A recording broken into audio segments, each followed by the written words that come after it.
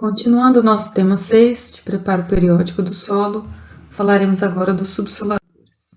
Então aqui nós temos 3 imagens de subsoladores, que são implementos mais robustos de preparo do solo.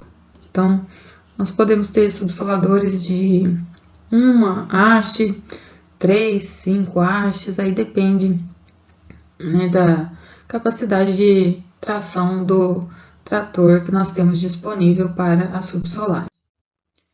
Bem, antes de falar especificamente do subsolador, nós temos que relembrar da compactação do solo. Então, lembrando, né, que a compactação é um processo dinâmico e gradual de aumento da densidade do solo.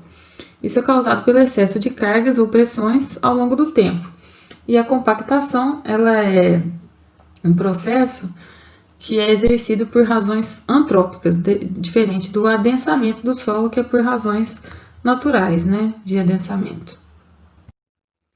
Bem, os subsoladores, eles são implementos que vão atuar no preparo para descompactação, né, desagregação de camadas subsuperficiais. Então, vamos descompactar camadas mais profundas. Então, como que funciona essa desagregação de camadas compactadas?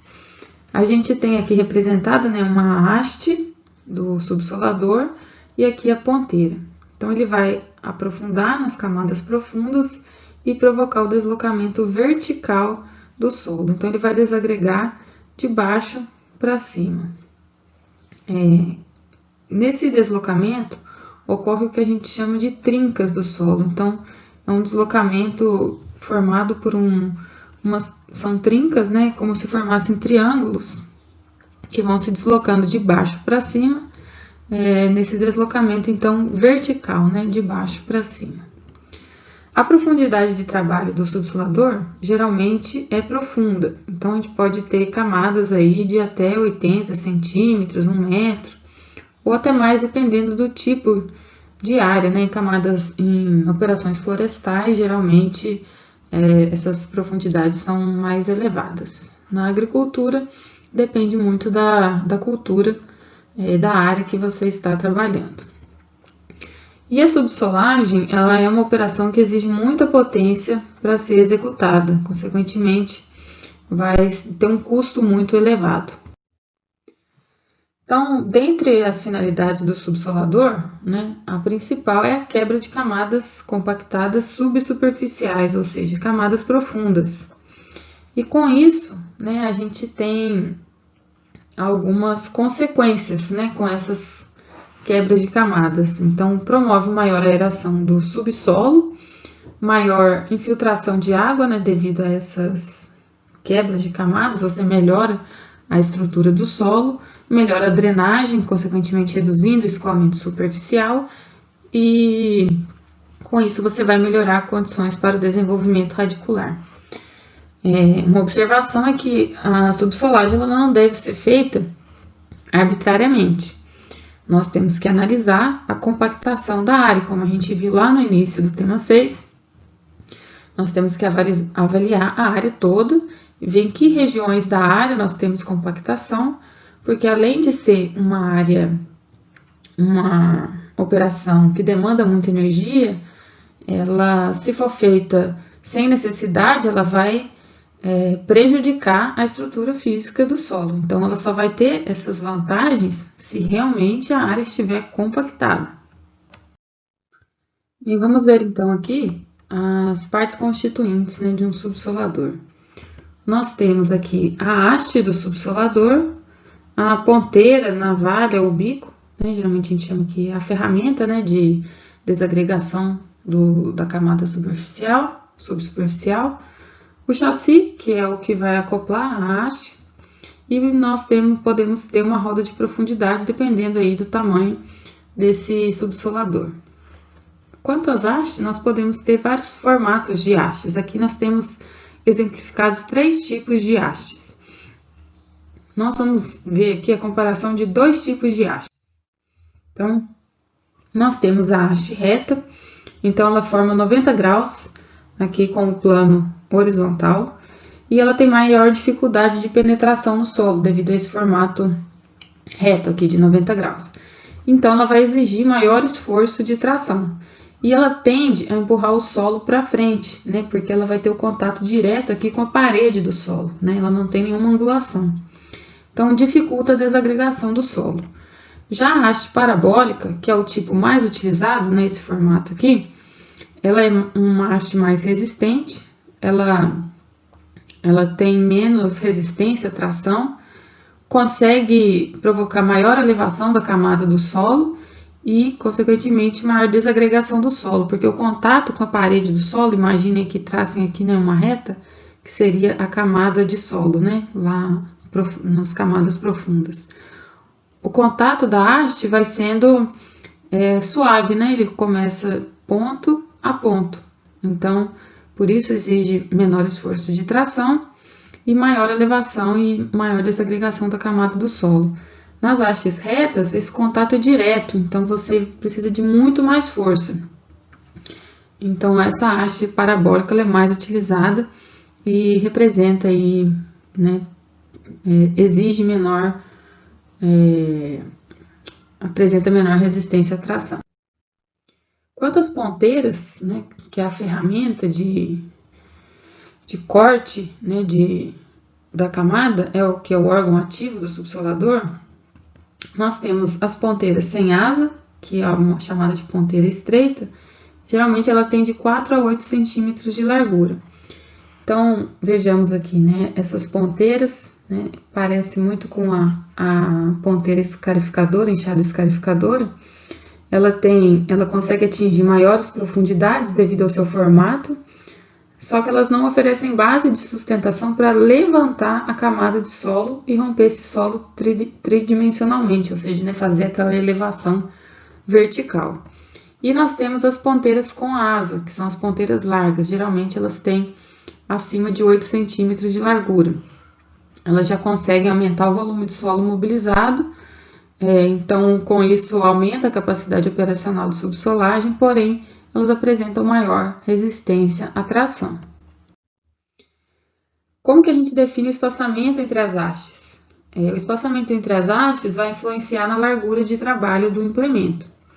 Então, se a gente estiver trabalhando com ponteiras sem asas, né, as ponteiras estreitas, o espaçamento ele vai ser mais ou menos, né, de 1 a 1,5 vezes a profundidade de trabalho. Se a gente estiver trabalhando com ponteiras largas, o espaçamento vai poder ser maior, porque a gente viu ali no slide anterior que tem maior capacidade de elevação tridimensional do solo. Então, a gente pode trabalhar com espaçamento um pouco maior de acordo com a profundidade de trabalho, de 1,5 a 2 vezes a profundidade de trabalho. Então, vejam, né, que o espaçamento ele vai estar em função da profundidade de trabalho.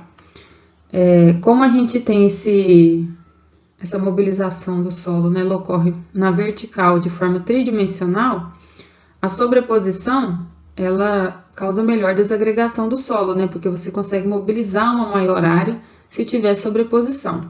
Então vejam aqui, no caso, se a gente usar 2 vezes a profundidade de trabalho, fica uma área sem mobilizar.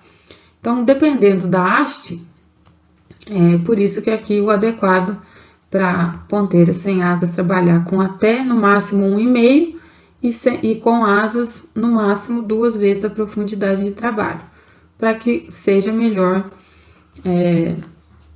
combinado aqui, né, de acordo com essa sobreposição. A profundidade de trabalho, ela deve ser recomendada de forma que a profundidade seja de no máximo 5 a 10 centímetros abaixo da camada compactada. Então, vamos supor que a camada compactada seja essa aqui representada por essa faixa preta. O subsolador ele vai trabalhar de 5 a 10 centímetros abaixo dessa faixa. Então, isso porque a gente tem o que a gente chama de profundidade crítica de subsolagem, que é uma profundidade máxima de trabalho, a partir da qual a área mobilizada do solo não vai apresentar aumentos significativos. Não adianta eu aumentar muito a profundidade de trabalho, que eu não vou ganhar com com esse aumento, eu só vou demandar mais potência do trator sem aumentar a área desagregada. Então, a partir da profundidade crítica, um aumento significativo do esforço de tração sem o correspondente aumento na área mobilizada. Então, vejamos. Como que a gente determina essa profundidade crítica de subsolagem? Ela é determinada em função da largura da sua ponteira, né? Se ela é com asa, sem asa, enfim. Então, a sua profundidade máxima ela deve ser de 5 a 7 vezes a largura da sua ponteira. Então, se a sua profundidade for, sei lá, de 50 centímetros, e você ainda não, você multiplicou aqui, e você ainda não atingiu esses 50 centímetros, você tem que trocar a ponteira, você tem que usar uma ponteira mais larga, para que você trabalhe, né, no limite, de forma que você atinja a sua camada compactada, mas você não pode trabalhar além dessa profundidade crítica, porque senão você vai estar apenas aumentando os esforços, né, de tração sem estar aumentando a área mobilizada. A potência, né, para subsolagem, ela vai depender principalmente da característica do implemento, ou seja, do número de hastes e da geometria dessa haste e do tipo de ponteira, da camada compactada, né, da profundidade dessa camada e da massa do implemento, né? Quanto maior for o implemento, mais pesado, maior a necessidade de potência do trator para a operação.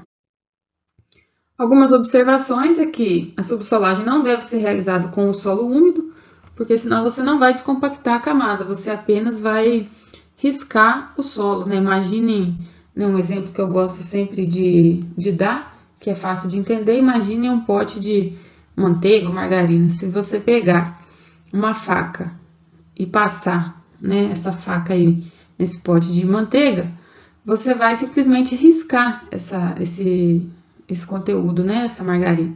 Então, você não vai estar descompactando nada ali. É o mesmo que ocorre se você pegar um subsolador e passar num solo muito úmido. Então, ele tem que estar em condições adequadas, né, a consistência dele deve estar em condições para realizar a subsolagem. Quando não necessário, né, a gente já comentou, a subsolagem ela vai prejudicar a estrutura do solo em camadas profundas. Então, a gente só deve realizar a subsolagem se realmente o solo estiver compactado. Senão, você vai causar problemas no seu talhão, né? Vai desestruturar as camadas do solo. Então, pode causar erosão. Então, você tem que ficar atento a isso, porque ele pode ser danoso quando não necessário.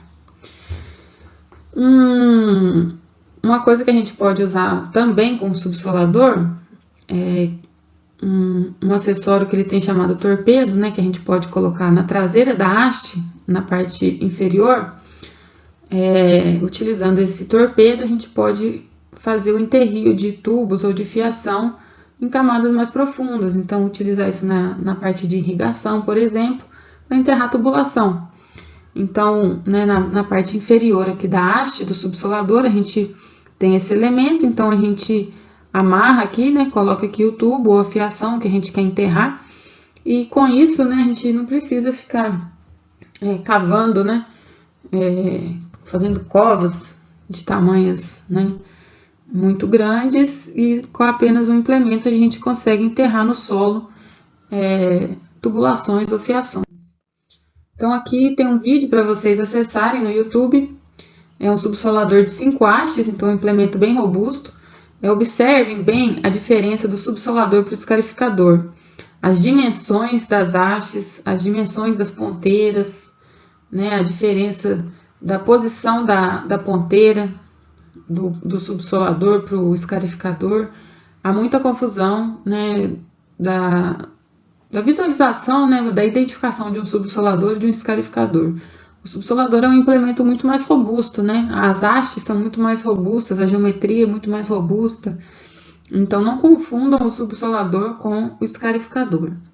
Então, acessem esse link e visualizem, né, o uso de um subsolador. E aqui nós temos também um outro vídeo para vocês acessarem, que é o enterrio de tubulação utilizando o torpedo. Então, na parte inferior da haste foi amarrado uma tubulação no torpedo para o enterrio de tubulação. Nesse vídeo até vocês vão observar que é um subsolador de uma haste apenas, e por ser uma operação que demanda muita potência, é uma operação em camadas mais profundas, nesse vídeo foi improvisado aqui até lastro em cima do subsolador para que ele consiga aprofundar no solo, né, para diminuir a patinagem. Então aqui é um vídeo mais caseiro, né? Então vocês vão observar a utilização do torpedo aqui para enterrio de tubulação. Então finalizamos aí mais uma parte do nosso tema 6. Bons estudos e até a próxima aula.